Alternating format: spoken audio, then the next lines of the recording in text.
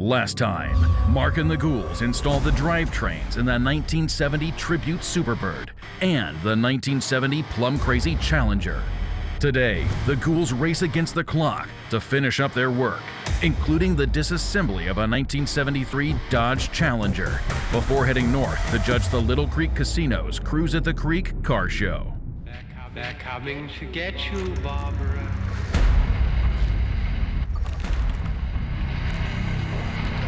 Unburied dead are coming back to life. I'm Mark Warman, and together we bring dead muscle cars back to life, to exactly the way they were on the day they were born.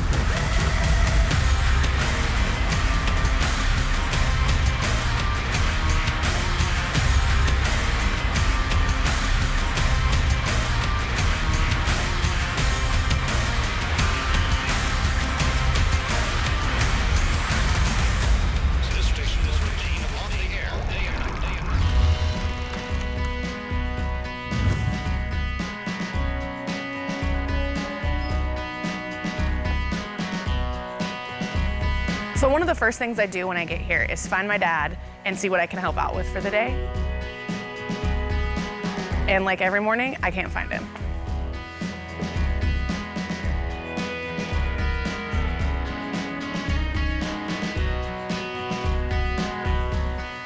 Hey, Dave. Hey, how's it going? It's good. I'm just looking for my dad. Have you seen him? I have not. Not at all? That's negative, yeah. Okay. Not in a while, anyway. Okay. So, yeah, I've been inside the car, so I might have missed him. No problem. I was just hoping I didn't have to do the full circle, yeah. But that's what it looks like. So Yep, see you in an hour. on my way I go, yep. See you later. So this morning I'm working on our upper control arms, brake lines, and adjusting the toe on the car by adjusting the tie rods on our 70 Dodge Challenger. Okay, just front end buttoned up. So I'm trying to get as much done as I can on our 1970 Dodge Challenger. Mark just informed me that we got a car show we're gonna be judging up at Little Creek Casino. Bite us in the butt. There we go. Very nice. That's the way John Wayne would have done it. I like it. Go with my Z-bar here. So with the front end all built out, I'm now gonna install the Z-bar, or bell crank, in our 70 Dodge Challenger. Where is everybody? What are you doing? The heck is that? Nothing? Nothing. No, nothing. Anyways, have you seen my dad? No. You didn't see him walk through or anything? No. Okay. Gosh, I can't find him this morning. It's like playing Where's Waldo? Yeah, pretty much.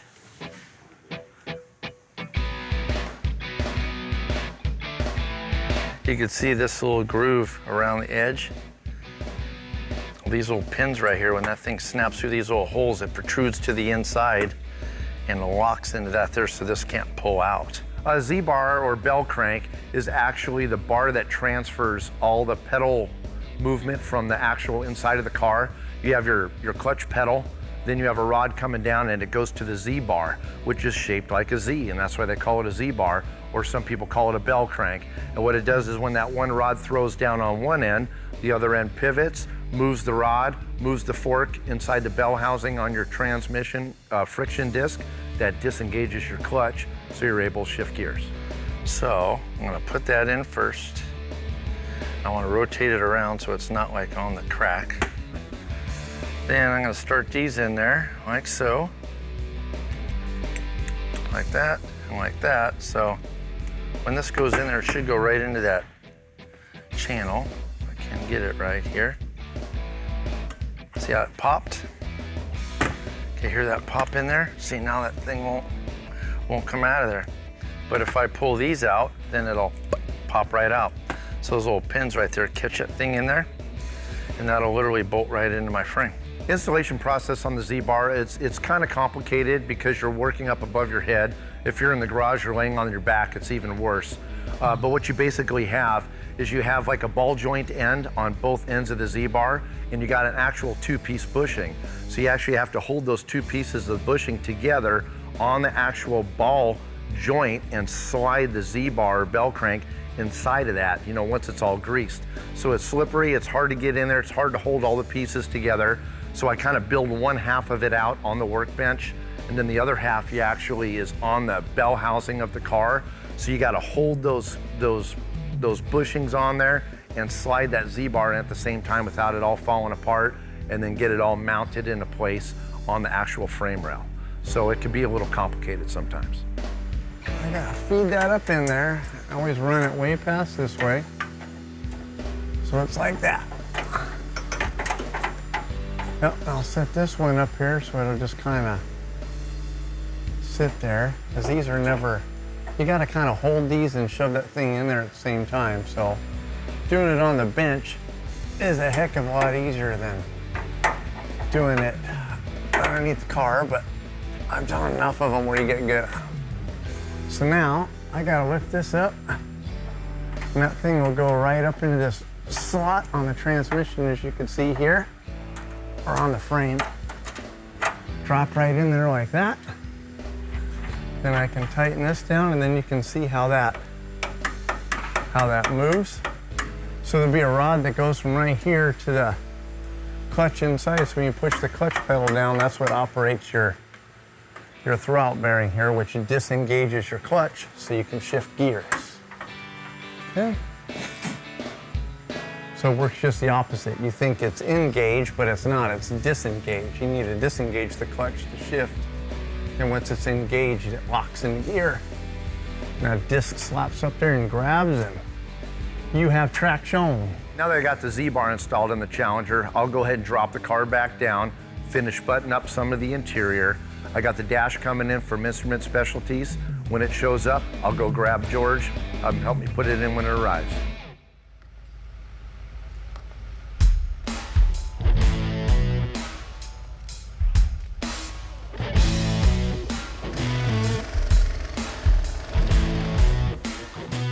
Oh my gosh, spend the first half hour of my day looking for my dad every single day.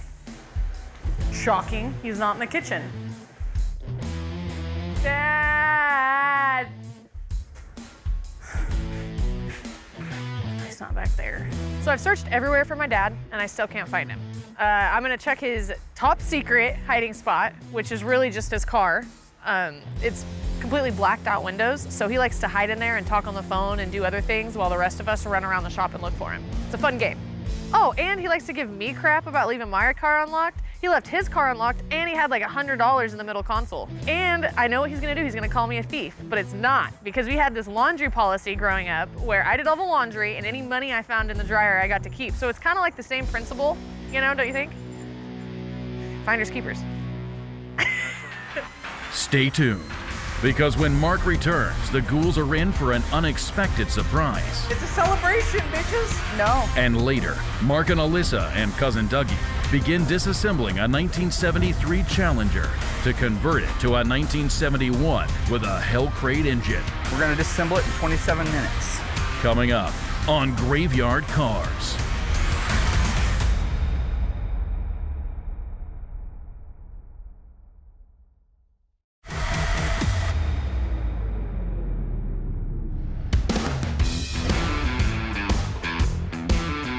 So Larry just showed up from Larry's Interiors. He's gonna install the vinyl top on our 70 Superbird Tribute car.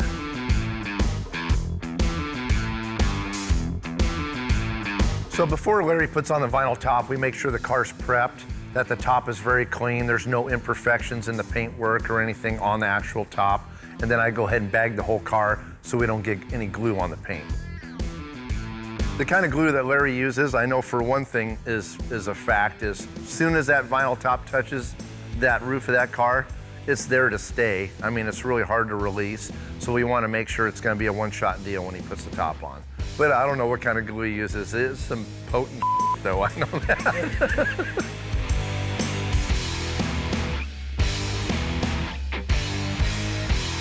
For the most part, I mean, he's got a good half a day into applying the top, so it takes a little while. Larry's got a lot of experience putting these vinyl tops on. It's really difficult to actually get the top to sit down with no seams and no wrinkles or anything in it. So to get that top to actually conform to the top, he's using heat, of course, on the vinyl and stretching it at the same time while he's gluing it down to the roof of the car. The top came out amazing. I mean, Larry does a great job. This one is over the top. It looks fantastic. So good job as always.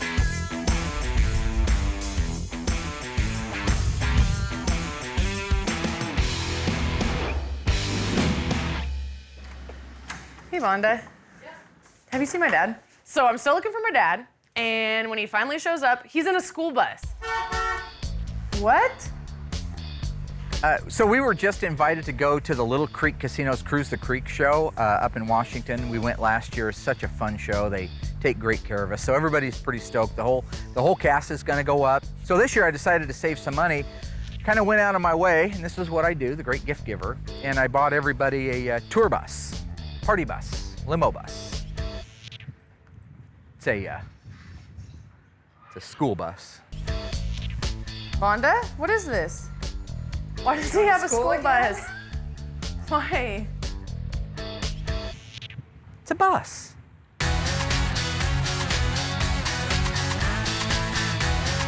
Why are all the windows blacked out? What is this? Like that scene in 48 Hours. What is this? What do you think? I think it's ugly. Why do we have it here? What do you think? Okay, so are you taking kids to school, or why do we have this? Party bus. That's our party bus. That's our tour bus. Dad. That's our tour bus, man. No. Yeah. No, Yeah. It has no seats. Look, yeah. No, it's party. Are you insane? Oh my. It's a party. It's a celebration, bitches. No. Check it out. I won't do this. Yeah.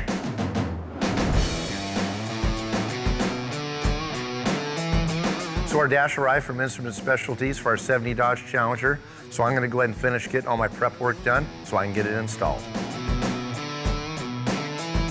Some of the things I do to prep out the car for the dash installation is, of course, get the studs out of the steering column area. The studs will actually impede you from putting that dash on because the studs go through the actual bottom framework of the dash. So I make sure they're out, make sure my under dash insulation's in, all my firewall insulation, all my bracing, everything is in place before I put the dash in. Once the dash is installed in the car, I mean, it's pretty much ready to button up. All I have left to do is install the steering column and the seats, and we're ready to roll. A lot of people get in one vehicle and they'll like tour the country, so like rock groups and stuff. We're not doing that. We're a rock group. We're not doing that. Yeah. There you Huh? There's by Curious George. Dad, they don't do tours like that anymore. They get on a bus. The other day I saw him driving around in this little pickup. So you can't even Had a hold a boys and a conversation. girl's bike in the back. He has 2 kids. Yeah, I just think he's bike curious. Because when I tell Dave and Will about this, You ain't telling anybody about nothing. yeah, when I tell them Don't tell about anybody. they're not going to do it. Will won't do it. And if Will does, what? Don't tell anybody anything. Seriously, promise. You gotta promise me. Loose lips, sink ships. Nobody knows. I want to surprise them. I'm gonna take it down. All right, whatever. I promise. I'm gonna put it They're down not on the gonna do storage. it. I'm gonna put it down on the storage unit so nobody knows about it. I'm gonna start ordering stuff for it. Yeah. So they're going to Our be little secret. so excited. Father and daughter secret. I wish we had a different one. Maybe like a cool secret. Yeah, this is a cool secret. This is. No. So stupid. My old bus number as a kid. I knew it. God, you're so. Oh, I can my use this God. like exercises. Yeah, that'd be great, Dad. Dave. I Yo. found my dad. You found him? Yeah. Hey, it's only been 35 minutes. That's pretty good. Yeah, it's worse than I thought. Uh-oh. So Alyssa just informed me that Mark bought a broke-ass school bus to actually take the crew up to Little Creek Casino. The ghoul bus that he's gonna make all of us ride together down to SEMA and to like all of our shows. You have got to be kidding He me. thinks it's the coolest thing in the world. I kind of have a little idea of why you might have bought a school bus. I feel bad because when we got the Washington trip coming up to the car show, Yeah? and I had talked to him about helping pay for gas. Oh. I asked if there was a possibility that we can get reimbursed for our fuel going to and from these car shows. Well, it turns out that now all of a sudden, a bus shows up, a school bus. So I feel responsible So this is you're for the bus. So Mark's answer to reimbursing us for our fuel, I believe, is the broke-ass bus sitting out in the parking lot. Let's go see what Will had to do with it. That is crazy. A school bus to SEMA. George. Hey, I gotta tell you, I found my dad. Okay, you're not gonna believe what my dad just bought. What? Did you see that that full-size bus my dad just bought? Yeah. Do you know what he's gonna do with it? No.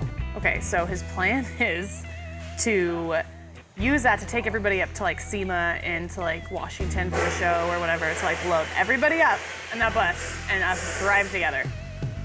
So we're gonna be like the short bus? Well, I mean, it's kind of long. Are we gonna paint it? Well, I don't know. You're missing the point here. Oh. We all have to ride together with my dad, together in a full-size bus. Vegas is 16 hours away. It's a long trip. You don't seem very concerned about this at all, but we're homies. All right, thank you, George. You're welcome. So we just got in our 1973 Challenger that I bought. This is gonna be the car that we're gonna convert to look like a 71, and it's gonna end up going to SEMA with the world famous Hellcat engine in it. John Buck's been a customer now for quite a while. We did his 71 Challenger with the formal back roof, beautiful car. So now that the car's here, I'm gonna get it moved around to the other side where we're disassembling cars, round up cousin Dougie and daughter Alyssa, and we're gonna get that thing disassembled. It needs to be disassembled so the body guys can start on it while we're gone at the Little Creek Casino show. So that's gotta happen this week.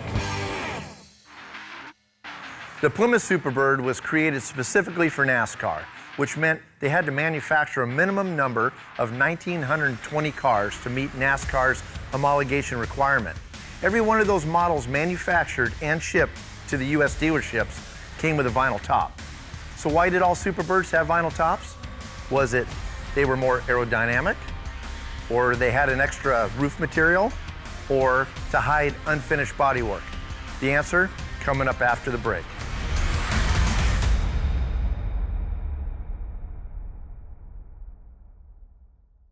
So why did all Superbirds have vinyl tops?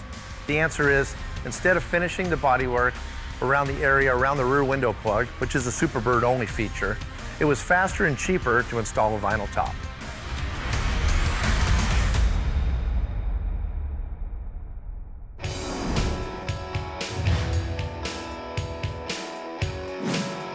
Getting ready to tear apart the 1973 Dodge Challenger.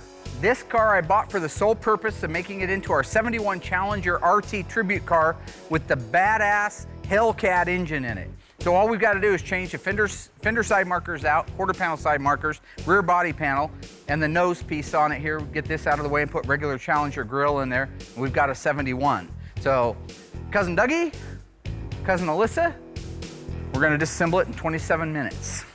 Okay. So wait, what do we do? We're gonna disassemble the car, Mary. Yeah, so we're taking, right. this is a 73? Half inch. He doesn't care, he never listens 9/16. I'm gonna start doing the 3-inch something else. extension. Impact. Go. So let's just start taking the doors off. In this particular case, so the reason behind taking those doors off first is it gives you so much access to everything. Doors got to come off anyway, right? So if you get them off, get them out of the way, then you have full access to everything. The back of the fender bolts that hold it in place, the dash assembly, the things that you have to get to be able to pull the interior out. It's just one of the very first things that we take off the car. Sweet mother of pearl. I needed to crank it a little harder. What has happened? What have you done to my machine, Dougie? I don't know, Mark. I don't know. It's going, buddy. It's going, it's going, it's going. Don't get crazy on me. Okay, I won't. Cousin Dougie, as I call him, is my cousin Doug, Doug Oldham. We grew up together. I've known him, obviously, since I was a baby, and he's a phenomenal technician. Me and cousin Dougie go way back time machine, working on cars. You go back to when Doug and I were kids, all we worked on was Mopars. I mean, if something else, if a brand X we called it came along, we'd do what we had to if it meant to flip it or get it running for somebody. But we were always Mopar. His very first one was a 70 Barracuda, Grand Coupe 318 4-speed. My very first Mopar was a 1970 Dodge Charger 383 two-barrel car. So never gonna do it. So you start undoing the bolts in the doors, and if that door starts to sag, just crank it up a little bit, Alyssa. Okay. Okay. Since the point of this build with the Hellcat is to duplicate John's original car, let's take a look at his fender tag. Forget the E65 and the D32. We're not doing a 383 HP and an automatic 727. Let's go down to the things that make it really stand out that you know it's his car or looks like it. FJ6 green go paint, V1X full black vinyl top, the A78, the very rare formal roof package. We got J33, a left-hand outside chrome mirror, H51 air conditioning. Now that won't show on the outside, but it'll be important to the driver. J45 hood pin tie downs, J54 sport hood, N41, N42, that's your dual exhaust with bright tips. And the most obvious part, the V6X, the longitudinal black stripe.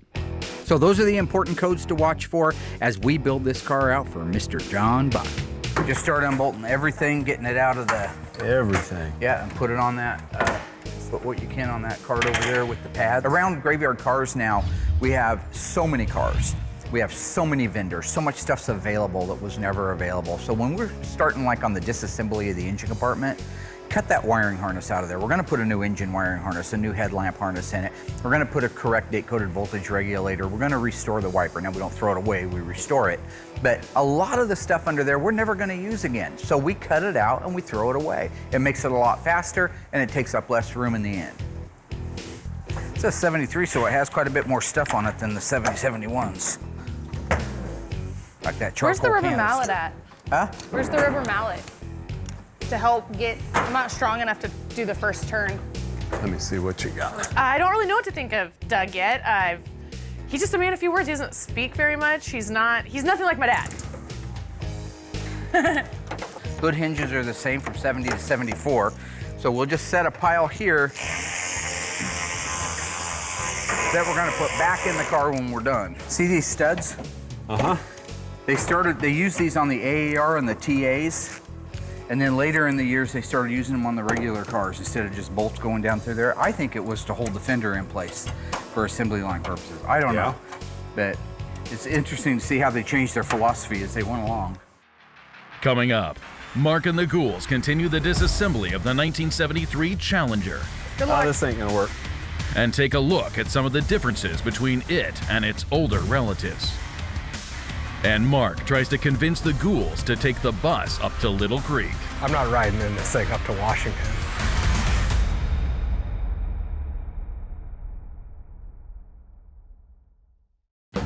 Here are some interesting facts about the 1973 Dodge Challenger that you probably didn't know. There is no question that the 1972 Dodge Challenger suffered a lot of styling and option cues from the previous years of 70 and 71. However, in 1973, they continued declining, that finally in 74 led up to the end of the Dodge Challenger. So let's just look at the 73. It's the first year they put these hideous, god-awful, huge bumper guards on the front and the rear of the car. The very first thing that owners of those cars did was took them off and put on the 70 and 71 style bumper, which was much sleeker and cooler looking. It also happened to be the very last year that you could get the world-famous, renowned 340 cubic inch engine. Sadly, that was it. It was also the very last year you could get the Slant 6, which also two really cool engine assemblies that Mopar had tried and tested were now gone. Another sad fact was the tachometer. They went from the cool 8,000 RPM, but they felt like that was encouraging people to drive too fast. Obviously, the engines could still turn the RPM, but they went from an 8,000 RPM tack down to a 7,000 RPM tack. Ultimately, one of the things that I thought was most sad was Mopar was known for its high-impact colors. 1973 was the last year for TB3, which was the petty blue or super blue. So that left for the time-honored high-impact colors, FY1 top banana yellow. So that, if you add all those up, you can see the decline of the Dodge Challenger. And by 1974, mid-year through, by the way, that car was out of there. So far, Dave has buttoned up the underside of the Challenger. The vinyl top was installed for our Tribute Superbird. And Mark and Alyssa have begun the disassembly of the 1973 Challenger with the intention of converting it to a 1971 equipped with a Hell Crate Hemi.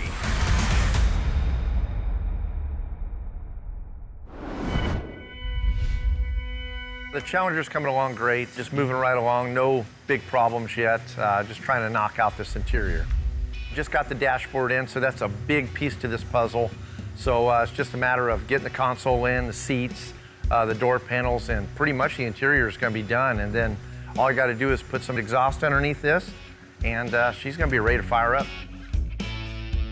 You know, I had kind of expectations of, you know, having it actually ready to fire up tomorrow by noon. I'm going to be really close. So as long as I don't get any hiccups today or any really bad problems, which I don't foresee happening, I think I'm going to be pretty much where I want to be tomorrow at noon. So looking good. The 1970 Dodge Challenger, what makes it really cool to me is in high school I had this identical car, but it was a convertible. So that's the cool factor for me. The 70 and 71s I really like.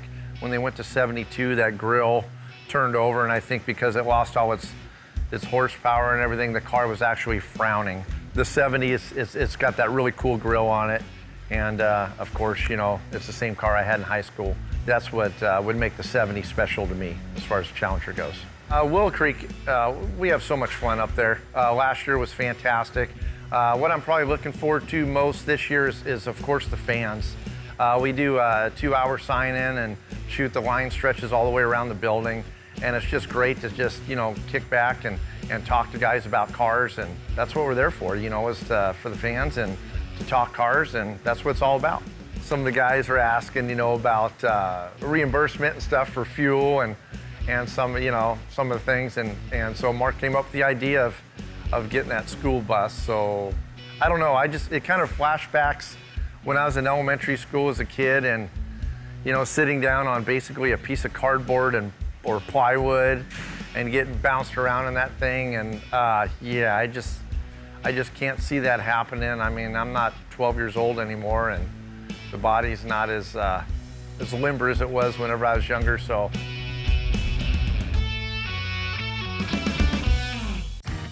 When we were kids, growing up on South 4th Street, Dougie made me complicit in a go-kart heist. Had a little go-kart sitting in an alley. Doug decided we'd save him a trip to the dump.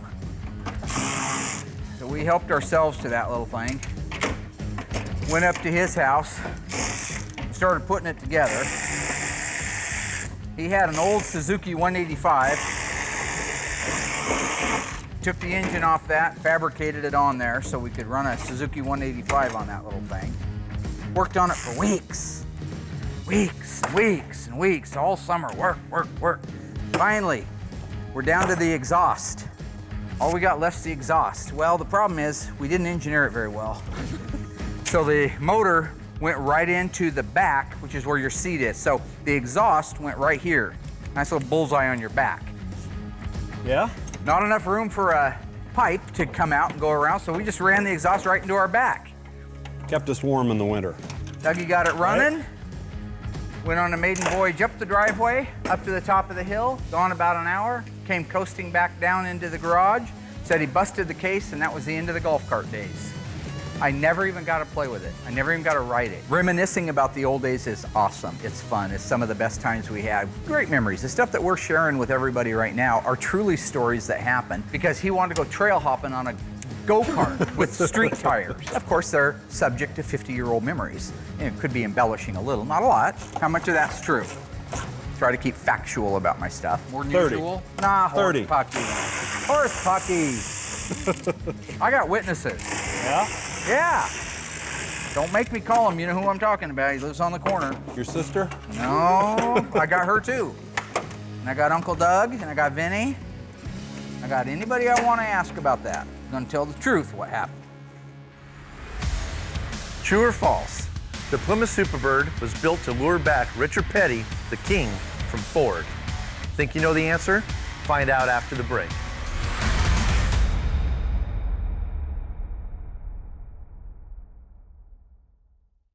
So, was the Plymouth Superbird built to lure back Richard Petty from Ford? The answer is true. When the Dodge Daytonas came out, Petty wanted one, but he was told no by Plymouth. In response, Petty left Plymouth and started racing for Ford. So to lure him back, Plymouth built their own wing car, the Superbird.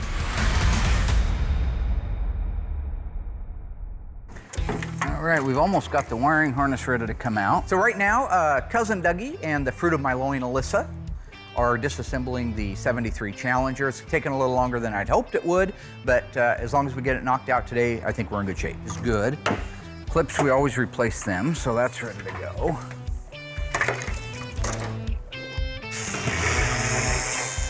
The main reason we replace the wiring harnesses is a safety issue. We've got 50-year-old wiring harnesses in a lot of cases. That stuff, the installation gets hard, it gets brittle, doesn't have the ability to hold the voltage.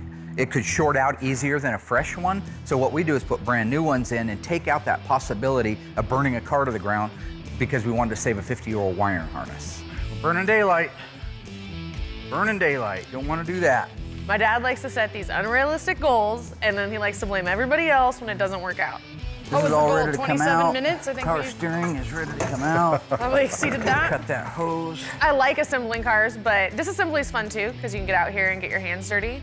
But if I had to choose one or the other, it'd be assembly. Okay, K-member is ready to come out. Because it's warm in there, and you're working with, it's prettier. I know I'm gonna get made fun of for that answer, but the cars are prettier, and it's not an easier job, but hands-on wise, it's a little easier than out here in the cold, tearing apart a car. You have that right there.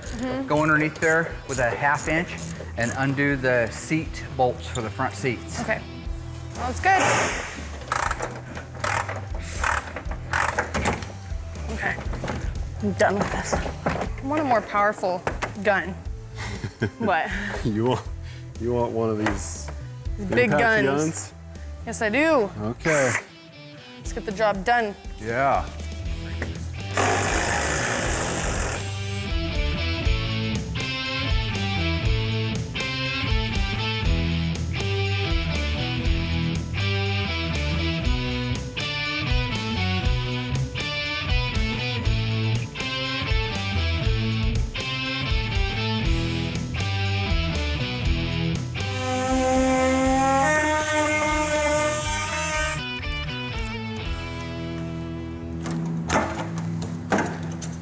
Okay.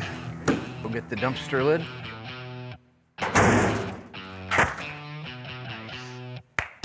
Chrysler made significant changes to the outside of the E-bodies, just like they did all of their cars. But you could never mistake a 72 Barracuda to a 71 or a 70 because the side markers would give it away. Taillights would give it away. Grille would give it away. The taillights are a lot sexier in 70 and 71 on a Challenger than they were in 72 on through 74. Same thing with the grille. You look at a 72 to 74 Challenger and they call it the frowny face. It's got this big upside down frowny face, where the 70 and the 71 are sexy as hell.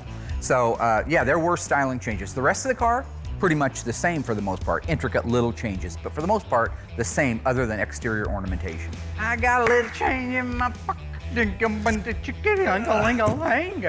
My dad's singing is as good as his dancing. Terrible. 1978, Cousin Dougie. Oh no. Suzuki TM400. Known in the circle today as the world's most dangerous motocross bike. All horsepower, no steering, no handling, no brakes. All horsepower. Riding it up at the little track we made at the top of the hill. I'm minding my own business on my little Honda CL100, which I had to buy myself, unlike somebody's TM400. And making trips around the track. Doug comes out of the third corner. I'm over in the second corner. I look over, I see him, and he's just got that grin, that crazy grin he'd get. Big, dumb grin. You know the kind of grin, right? And then he hoses that throttle and just sits on, duct tapes it in place, wide open. Goes along, just snorts out from under him, drops him like a bad habit, bends the handlebar, tears up his brand new motorcycle. Does any of that ring a bell? Tell them about the laughter I got after that. There was a lot of laughter. Thing kicked him off. You ever been kicked off a horse? You ever been kicked off a horse? Yeah. What you doing, Mary? Having a little trouble there? Mary had a little lamb. Screws. Do I need to like keep Wow. on this or? Look how much that color faded from the original. The sun has always been an automobile's worst enemy. On the paint, it beats them to death. The UV rays beat them until a point where there's no pigment left in the paint, and they begin to either flake or they're just faded out to where you can't even tell what color they are. See that, Doug? Yeah? The sun line? Uh-huh. That's original, and that's been exposed to the sun. Wow. It's a lot of difference. Sure is. It's a nice panel. It's a nice trim panel. It's not all chalked out like a lot of them are. Oh, there's some doobie in here. Alyssa, there's doobie in here. Woo! That's the best, isn't it? Nothing makes me happier. Now, I never even tried it. Never even puffed it or any of that weird stuff. My mother, still alive and kicking, 83 years old, she said, if you do drugs, if you do any, I will kill you. And I had no reason not to believe her. We found a doobie in a 69 Coronet RT that we did years ago, way back in the original pilot. Dougie may have sampled it, you know, kind of like one of those little sampler chocolate things, you know, that you get where you might, you know, try a little something. Royal, frankly, Royal should have gave Peru the money up front, and he'd have a piece of property today. Now, was it just a roach? Did it actually have doobie in it? No, it was doobies that had gotten stuck down the A-pillar moldings. Okay, so my understanding between a doobie and a roach is an already smoked doobie that's about to be resmoked. Why are you laughing? That's what it is. They'd stay unless you vibrate it too much and they fall down. Oh. And Royal took them and smoked them. 60-year-old doobie. Oh, man. That's a great doobie. I don't know. I plead the fifth. If I found a 6-year-old doobie, I'd smoke it right then. You should. It's only right. You should. Right yeah, there. I think as it's a we sin finish not to. Disassembling. Exactly. You gotta light it up.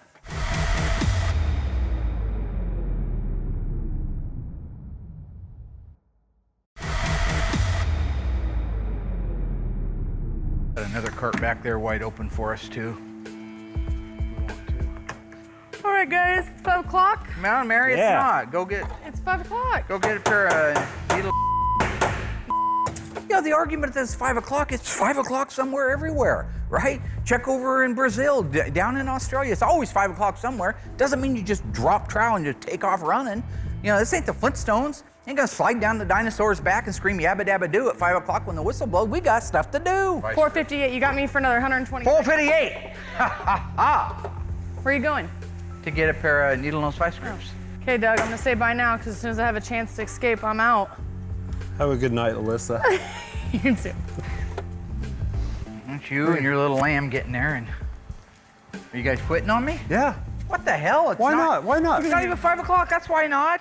So the bottom line, end of story, the end of the day, whatever little metaphor you want to use. I say when it's quitting time. We'll drill it out. All right, we'll do it tomorrow. How about that? Sounds good. And you guys cut right there, and it's like really dramatic. So don't leave that part in where I told you to cut right there, because then that just makes me look like an idiot. Let's just leave everything out here, and we'll pick up in the morning. Sound good? I like it. I like it. Okay.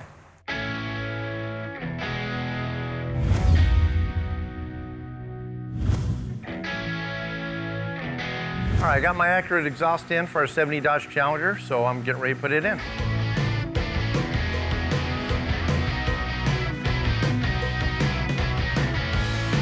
This is it, man. This is the big one. The big dream, the enchilada. This is the mother bear of them all right here. All numbers matching. Gonna trick it out. Gonna make it nice. You know, this doesn't surprise me with Mark rolling this bus right now. I'm not riding in this thing up to Washington. Yeah, if you could just bottom line me, that would be great. I like the whole menu thing and people get confused, but just the bottom line. That's what I give my clients. The bottom line. Yeah. Not that bottom line. I'm definitely going to drive. I will not ride in that bus. And he's talking about modifying it and making it really cool and stuff like that, but I don't see that happening. But I think I'll drive myself. This is, I don't want to say it. This is Mark Warman.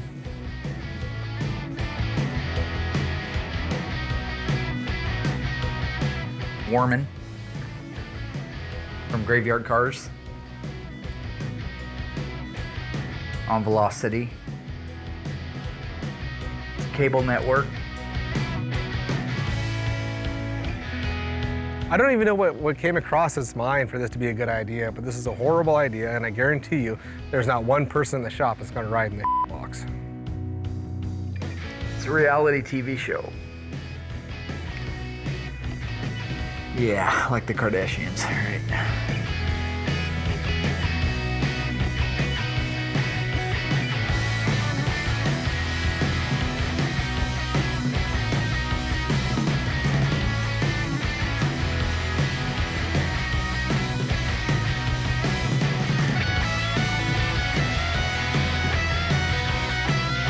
All right. I'll be in touch. Okay, goodbye. So, probably doesn't have a television.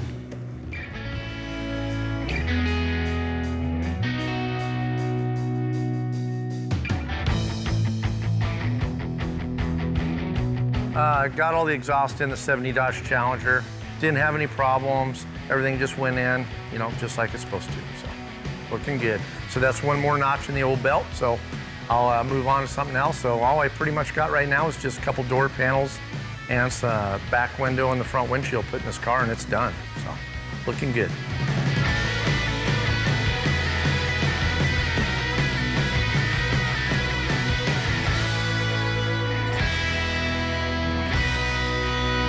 I think things went really well. Very proud of Dave, as usual. You 70 were out messing Challenger around. I couldn't RT. find you anywhere. Yeah. One of 916 made. Probably only one or two made in Los Angeles, and probably the only one in the world with that color combination. You got the Z-bar put in, you got all the clutch linkage done, wrapped up the bottom side of the car, so we're getting very close to being able to deliver that. In regards to finding me, I'm gonna give you a little clue. I'm everywhere, and... No, you're not. You're nowhere. Put your lips together for a second. And I'm nowhere. So you figure that out. That's like a Chinese riddle. Okay, you're out looking buying for a me, I'm bus. everywhere. What does that mean? Well, it was a... You're out messing It's a around. party bus. It's what they call a tour bus or a limo bus. You're gonna be on that by yourself. Wow, when I first looked at it, I thought there was gonna be more room because I saw you in here, but... Ain't never gonna die. We're gonna party all the time. The funny thing was you got so excited about the bus, you wanted to drive it. You weren't looking for a bus. Why have you taken the emergency brake off and rolling What's happening? now? Sweet dong. That's fine. She wants to ride the bus. But she can't drive the bus. She's like Chris Farley from Billy Madison. She's constantly eating. She backs up, blocks traffic for 20 miles.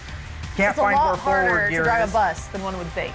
As Well, clearly as you saw. I how may that very worked well out. now because you ratted me out to everybody because you can't keep your big fat mouth shut. Nobody wanted to ride More with you in that importantly, bus, Dad. you've got light fingers. All right? What does that mean? Light fingers means you're a kleptomaniac. You can't keep your fingers out of other people's stuff. You're, Okay. you're a thief. No. A criminal. What's yours is mine. You're my dad. Little Creek Casino was great though. Little Creek Casino though was a great time. We always love our time up there, picking the cool cars. I went with the 1971 Dodge Charger 444 speed. How many of those were made? 9. Yeah, rewriting history again. Phenomenal show. We had a lot of fun. Thank you very much to those guys. They always roll out the carpet for us. Alyssa gets drunk anytime we leave the premises, so she was drunk the entire time. I have It's a kinda couple cool. drinks. Yeah, I thought same this as was being Will. drunk. I didn't drink Okay. anything. You know how I unwind? I NyQuil. sleep. No, I don't drink NyQuil. What am I, a NyQuil addict? Yes. Not anymore. Yeah. See you next time. Where are you going? Are we done? We're done?